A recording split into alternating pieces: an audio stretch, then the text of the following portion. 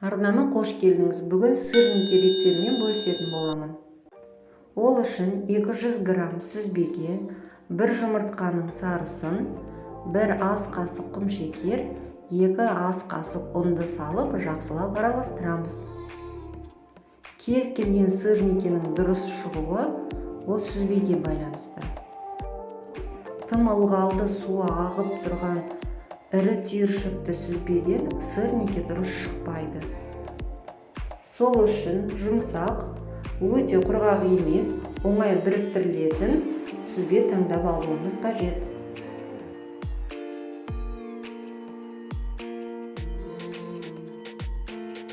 Қамырымыз өте жұмсақ болғандықтан міндетті түрде ұн пайдаланамыз.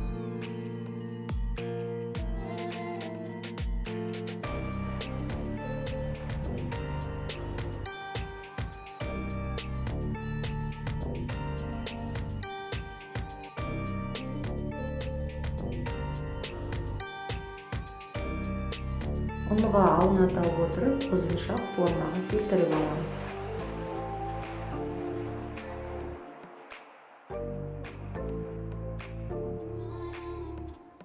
Бірдей бөліктерге бөліп аламыз.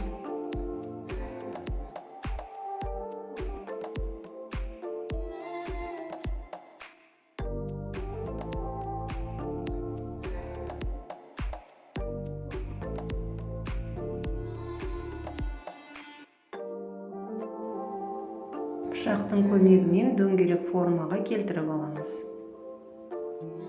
Немесе екінші әдісті пайдалансаңыз болады. Меніңше сол әдіс оңай, әрі формалар мінсіз болып шығады. Ол үшін бізге стакан немесе кружка қажет. Осылай айналдыра отырып дөңгелетіп шығамыз. Тым биік болып шықса, пышақтың көмегімен аласартып аламыз.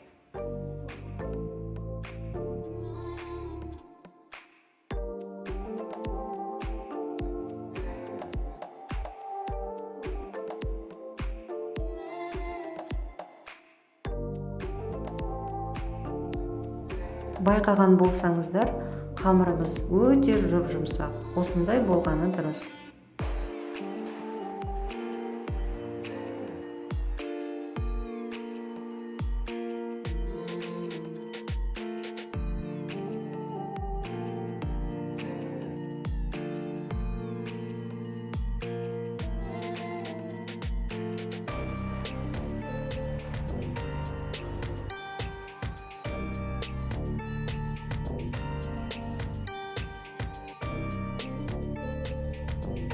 Менде көлемдері орташа 8 дана сырники шықты. Енді орташа отта қуырамыз.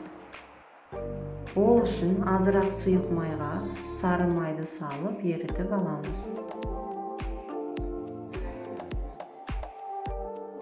Май қызды сырникені салып, әр жағын 3-4 минуттан қуырамыз.